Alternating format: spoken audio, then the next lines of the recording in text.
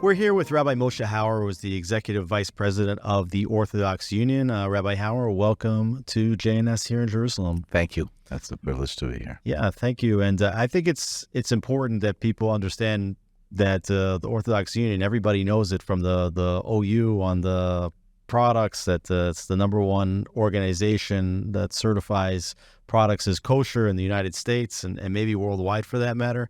But definitely worldwide. Yeah. But you don't just do kosher certification. OU is a much broader organization. Yes, correct. In fact, I myself do not do kosher certification at all. The professional leadership of the Orthodox Union is divided into two parallel parts. Rabbi Menachem Genack is the CEO of OU Kosher and has grown and developed kashrus for the world in a dramatic way. And one of the outstanding privileges about working for the Orthodox Union is that whatever income kashrut generates, which it does generate income, whatever income is plowed back, invested back into the Jewish community. And that's the side of the Orthodox Union that I have the privilege to work on. A host of initiatives, programs, departments, which are there to try to enhance Jewish life and to elevate the Jewish community. When I was growing up, I was part of the NCSY, National Council for Synagogue Youth. That's one of the programs. But NCSY is the largest of those departments. It's the largest of those departments today, servicing over 30,000 youth every year.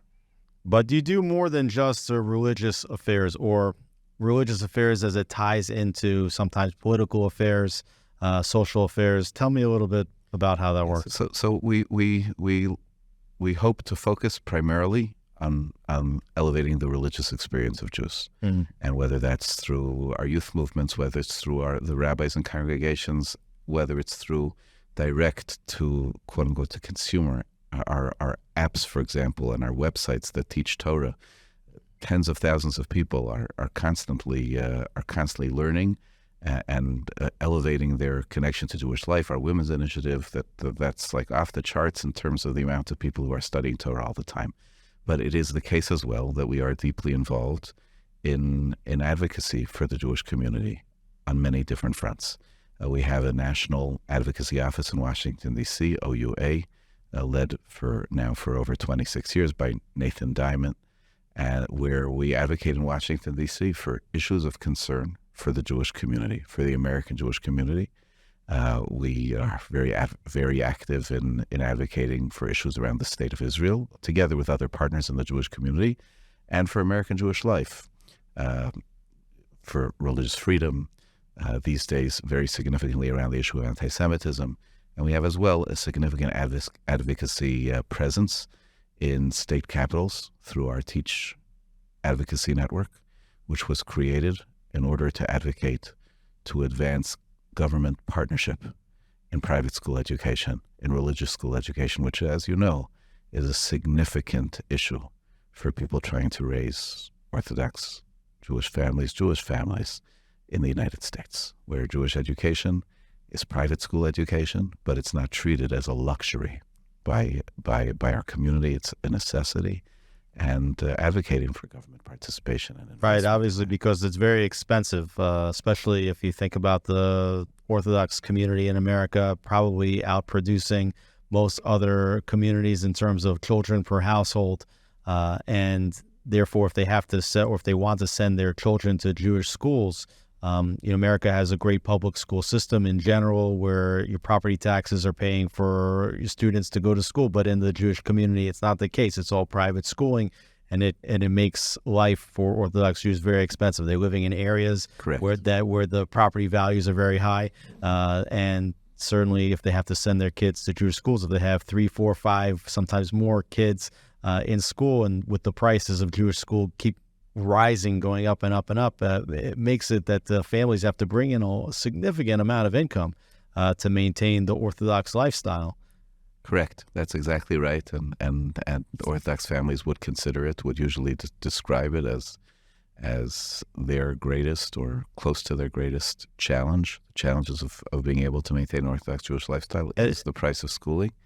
And it maybe goes against what perceptions people have about the Orthodox Jewish communities. Sometimes getting stereotyped is on the lower end of the economic spectrum. But in reality, if you really look at the community and you see how much money they're actually spending and earning, it's pretty significant. Yes, and studies have shown that. And ironically, even the numbers which are sometimes found, which are like government numbers about high levels of quote unquote poverty in the Orthodox Jewish community, they usually don't take into account family size, which go into the poverty thresholds. So a family that's even making $90,000, which is not considered to be generally poverty level, but if they have a large amount of children, so then it is. So yes, it is something which requires a deep dive. I'm not, the two of us here today are not going to be able to really go delve into that. It requires a responsible, serious look, which is done in other contexts. But yes, the community has to be economically strong, and even what would generally be considered economic strength in a family still is not enough to make an Orthodox family itself economically strong, given the genuine challenges of being able to live in those high real estate areas and the challenges of Jewish education. Well, we're more than 150 days now after the attack on October 7th, one of the most brutal massacres in the history of the modern state of Israel, maybe one of the most brutal massacres in the history of the Jewish people, a horrific pogrom which saw over 1,200 killed, over 250 taken hostage, thousands injured, and we've now been embroiled in a war for well over 4 months in order to get our hostages back and to dismantle Hamas. Many leaders of the American Jewish community have been coming to Israel now in greater frequency as the war progresses. Tell me what you're doing here. What's the goals of this trip? So yes, we've been here multiple times, at this point in time, and our organizational leadership has been here many times, and brought many groups of people here to Israel. We feel, first of all, on the most basic level, that it's critical to be here in Israel and to be bringing people here to Israel. It's still we don't adjust to the level of inactivity at the airport. It's really still something which is very sobering every time we land. Yeah, most major carriers are still not flying back and forth to Israel. Correct. And so we are grateful. I think our organization itself brought, 7 different groups during the month of February. We have I think 3 of them here this week, and so that's number one. Number one is we have to be here and be present. We are also trying to be very, very active as an organization that helps represent Jewish needs in America with everybody else. For example, Mia Shem, who was the hostage who was freed and was present this past Thursday evening at the State of the Union address in Washington. Her day, our office in Washington was deeply involved in planning her day. Nathan Diamond, in coordination with... Mia Shem was one of those hostages that Hamas actually published a video of her early on in the war, and she suffered significant wounds to her arm. Yes. Shot at point-blank range, and she was one of those who was released during that temporary ceasefire when 110 hostages were extracted from the Gaza Strip, and she did a very, very powerful interview on Israeli television. And so she was at the State of the Union address. Correct. And so the OU actually helped to put that together. Yes, in coordination with the rabbinic leadership of the Young Israel Woodmere, who met her here and brought us together and arranged a very impactful. And she's not an Orthodox. No, not at all. Right? Not at all. Not at all. She's a fellow Jew, and that's where advocacy and our efforts go. We're also here because the Orthodox Union is privileged to have a significant presence, active presence in Israel. One of the directions of that presence is around the many of the cities of the periphery where we are involved with youth and trying to help them as they find their way in life and engage and make them into very, very productive and active Jewish citizens, elevate the level of participation in the Army. We have 22 centers in communities around the country, again, mostly on the periphery. And those communities were hit very, very hard on October 7th. And I would say the principal OU pivot in Israel since October 7th has been to double down on expanding its work and its services for the present and for the future. We recognize we have that the population that we're trying to serve has been deeply affected. They've been displaced. They've suffered loss in their families, and their needs have grown, and our response has to grow for the present and for the future. And so we're busy trying to expand that presence and strengthen it. That's part of why we bring our leadership here, to see what it is and to see its needs. And again, most of the victims of October 7th, not religious. Oh yeah, it's that the Orthodox Union does. I appreciate your asking the question and pointing out the Orthodox Union is significantly engaged in meeting the needs of the Orthodox Jewish community. Right. Whether it's kashrut, whether it's other elements. Our synagogues, of course, are the Orthodox synagogues of the United States of America. 2/3 of the work of NCSY, of those 30,000 students, are not Orthodox students who we are helping in the realm of Jewish identity. We are one of the larger providers of birthright trips, which are there for not for the Orthodox community. And at the same time, we also have something called the JLIC, OU-JLIC, the Jewish Learning Initiative on campus, where we put couples on university campuses all across the United States. And that's to service Orthodox Jewish kids on campus, and so that they have a home. There are organizations that are there feeding and serving the general Jewish community. We're there to service them. And there's a mix, and certainly in our advocacy for private school education, by the way, extends to all who want to be able to have to send kids to private school. To send to private school, and certainly to other Jewish schools, and even to other religious denominations that seek that help. I want to come back to something that you mentioned just a moment ago. You said that in your work here in Israel, in the periphery communities, a big portion of what you're doing is trying to increase Jewish engagement, but also to guide these youth towards going into the army. And certainly there's a big debate in Israel over army service, particularly by the more religious and the Orthodox communities here, which have, by and large, opted not to participate in army service, a major source of contention in politics here in Israel, which has come up even just in this last week. Tell me what the Orthodox Union's position is on Orthodox and serving in the army. Our position is first and foremost, we celebrate the participation in the army. Everyone here, everyone in America, and I would say this is wall to wall in the Orthodox Jewish community. Wherever you will go, you go somewhere. You stop for morning prayers, for afternoon, for Shachris, for Mincha, for Mariv, and I have the privilege to travel the gamut of the Orthodox community. Everyone is supportive. Everyone is engaged in prayer and support of the chayalim, of the soldiers, and we have many members even of our American Jewish community who are engaged in that way. The work which we're doing in the periphery communities is with young people who are not choosing between whether they're going to be vigorously engaged in supporting the Jewish future by doing it this way or doing it that way. It's a choice between really being engaged and working towards a productive life.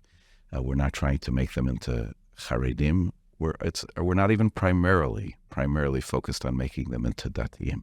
We're focused into making them productive and engaged Jews. Many times religious engagement comes, of course, as part of that, and many of their examples, their chinuch. Well, how else would you define Jewish engagement?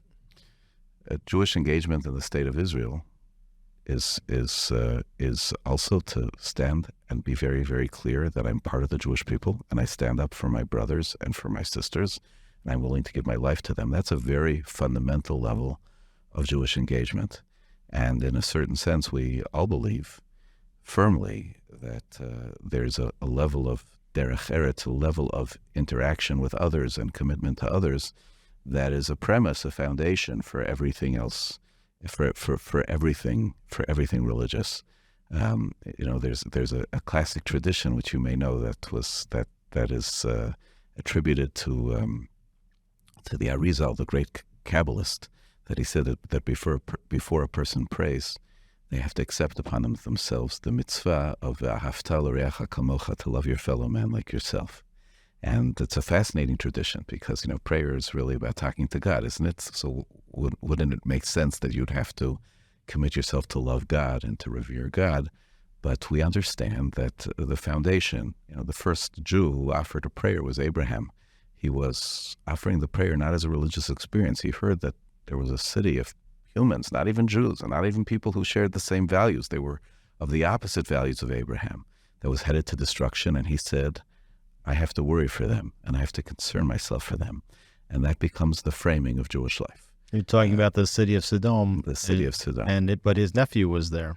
His nephew was there, but he worried when he was originally, when he prayed on behalf of Sodom, he wasn't just praying for the salvation of Lot. It's clear, arguably, it's clear that was the case. And in any case, that nephew was an alienated Jew. That nephew was someone who had been part of Abraham's faith family, his small faith family and community, and then he had chosen to leave him and to move someplace else. And he was still absolutely and completely committed to him. I think it's very important. We speak often about orthodoxy as being a commitment to the hard and fast eternal values of the Torah, the eternal values of Torah Judaism. We believe in that it's unshakable. We have another orthodox belief, and that is that a Jew is a Jew is a Jew.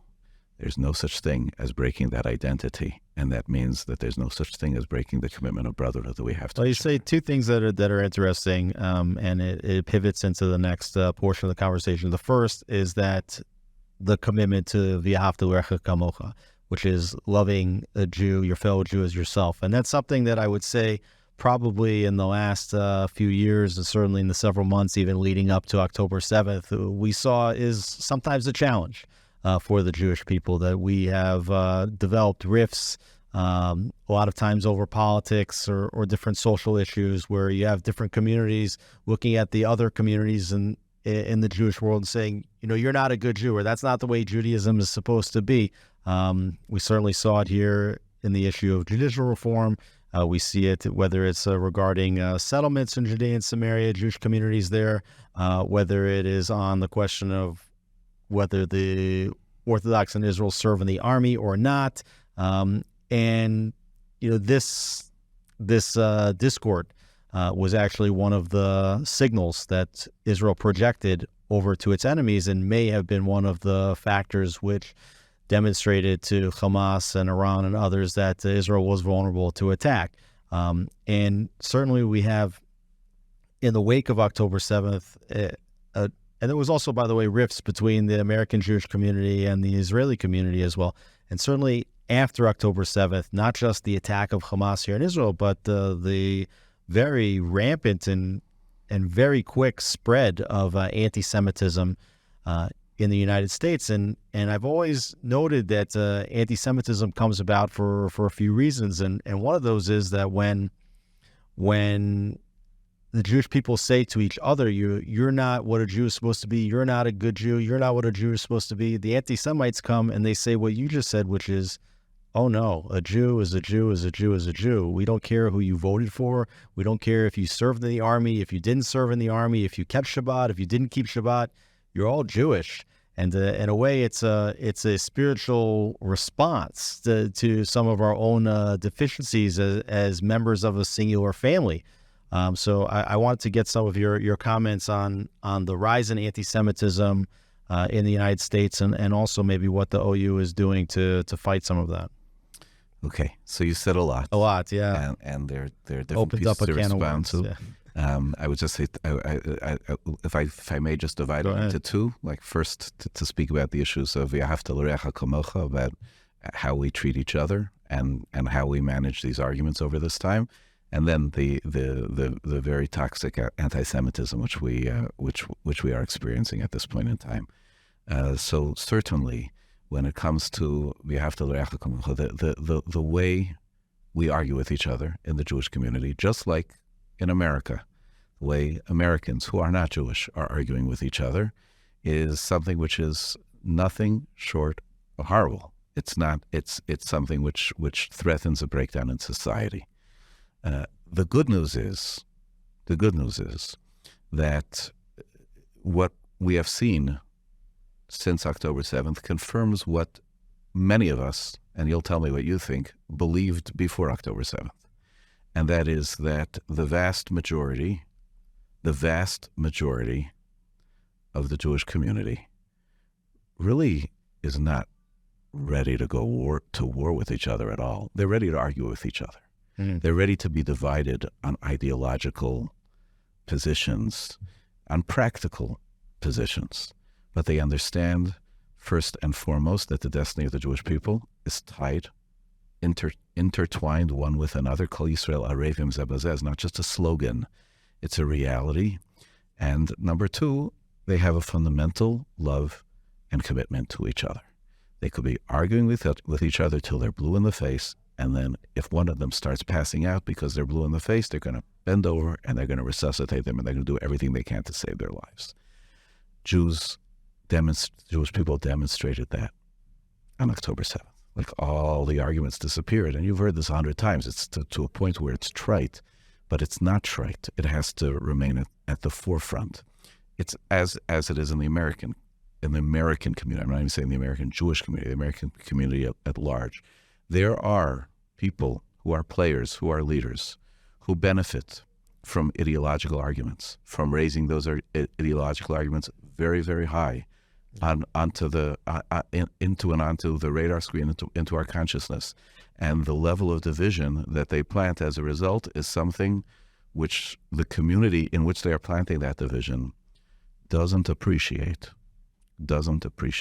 Well, we see that a lot in mainstream media in particular, and also certainly during election seasons. And now it's an election season in the United States. Yes. And here in Israel, we had 5 elections in 5 years. I'm glad you pointed at the media before I had to. But the media, I'm here spending a day of meetings on some issues which you allude to.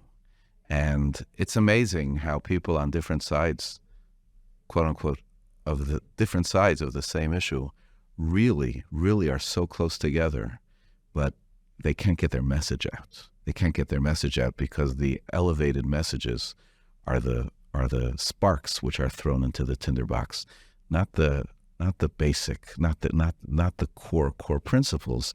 And that's a fundamental problem which we have to overcome, and which we will push for to lower the temperature, to focus. Yes, ideological differences are fine. We Jewish people argue about ideological issues. We are not monochromatic. We argue within Orthodoxy, and certainly there are arguments. I mean, our whole Talmud is 37 volumes of religious arguments for what the laws are and how you do them. Correct. So we celebrate vigorous argument, but there's a Talmudic passage. I don't know. Am I allowed to be quoting so many Talmudic passages on this one podcast? Are we okay with that, Alex? Go ahead. Yeah, but the Talmud says, and it's the beautiful argument, and it's the one which can lead us into the discussions of anti-Semitism, is that afilu avu v'no harav v'talmido, even a father and son, a teacher and student, who presumably have a very not just collegial but loving relationship, they could be arguing. You could look at them and it looks almost like they're enemies with each other, but in the end they love each other, and they go into the room to have the argument with that commitment and knowing how it's going to come out at the end. Not who's going to win the argument, but knowing that in the end they're going to be together on the argument. And that's like a value which has to be core to the way we approach these things. And if we want to now just shift to the anti-Semitism discussion, which is unfortunately a huge issue in the United States.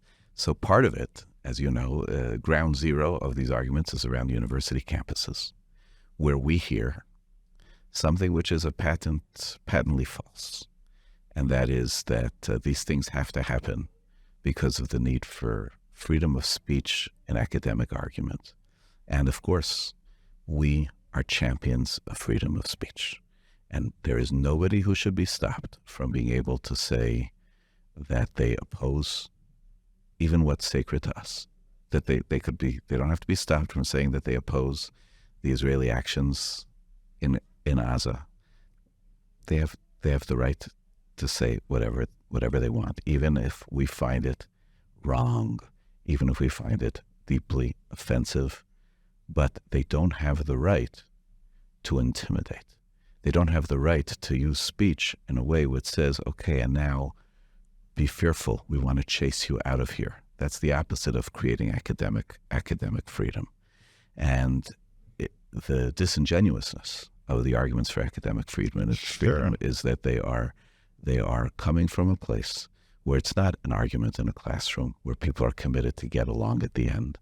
It's an argument in the classroom where people are trying to actually chase the opposition from the room, from the campus, from the We've place. seen for decades Jewish students on campus say, I wrote a paper about the Middle East. It takes a pro-Israel position, but well-sourced, well-documented, and they're getting flunked on their papers, right? It's not on the strength of the argument or the position. It's what is the position, and that's the wrong position. Doesn't matter what sources that you have. So we definitely see that It's been it is for years. I don't know if it's for decades, but it's been for years, yes. I mean, I remember just as a recruiter for programs on for Israel programs, or I was the chief recruiter of students in university campuses in North America, already in the early 2000s, going around to campuses where we saw these phenomenon of the Israel Apartheid Week and the Apartheid Wall and the die-ins on the campuses was already beginning to manifest itself. And you already had students saying that they were being prejudiced against for holding pro-Israel positions, not just in the university quad per se, but also in their Middle East studies classes. Correct. So it's a serious problem. But it's on the one hand, we have this problem of intimidation on the university campuses, which I think that people don't understand how the students that go through these university campuses go on later to be the professors on university campuses, are teaching high schools, and even walk around the halls of Congress as congressmen and women, when they graduate from these environments, and how that snowballs really to hurt the support for Israel in an entire nation. But it's not only this soft anti-Semitism and this intimidation on the campuses. We're also seeing the rampant spread of violent anti-Semitism in cities and at synagogues and other places of worship and Jewish community gathering. So tell me a little bit about how OU is helping to physically protect Jews that are attending these Jewish institutions in the States. There's reactive and there's proactive. There's reactive and proactive. The reactive is that the reactive is that the Orthodox Union has been a leader in advocating for additional protection and security funding for faith-based institutions. OUA, our advocacy group in Washington, was a leader in initiating those grants, which began already approximately some 20 years ago, and today are in the hundreds of millions of dollars. We initiated this fall Project Protect, with an aim of trying to reach $1 billion in security grants between federal and state, and it looks likely that we're going to surpass that. It's not something so much to celebrate. It's very, very sad that it's necessary, but that's on the reactive front. On the proactive side, we are heavily engaged together with other Jewish institutions, but significantly as well on our own, in trying to urge government that is enormously sympathetic to the issues around rising anti-Semitism to be more than sympathetic, to be effective, to figure out the ways to actually stop this kind of physical intimidation, these kinds of use of words in ways that clearly lead to immediate physical threats, to immediate physical actions, because that is not, we know that is not protected by the First Amendment. We know that it is especially intolerable in educational environments, and it has proven a challenge for a government and administration with genuine sympathy for the problem to translate that sympathy into effectiveness. Are they willing to take actions that ultimately will protect Jewish individuals? They want to take actions. They have to identify what those actions are, some of which could be difficult, will be difficult, and they have to be willing to take them. And it is our intention to not stop working, encouraging, pushing, nudging until that happens. Do you think that the anti-Semitism, which is now rearing its head in the United States and elsewhere, but specifically in the United States, do you think that this genie can be put back in the bottle, so to speak, and be pushed back onto the surface, or do you expect in the coming months and years that the rates of anti-Semitism are going to continue to rise? We have no confidence that the genie could be put back into the bottle, but we have to make every effort possible for that to happen. And one has to recognize, wherever one lives in the world, including those like you who have who have taken the wise and beautiful step of relocating to Eretz Yisrael, to Medinat Yisrael, to the state of Israel. One of the other things that we have learned since October 7th is that American support for the state of Israel remains critical. That we don't have, and we can't have the bravado to say, Israel, we're a strong nation, we're the startup nation, we develop our own weaponry and we're fine.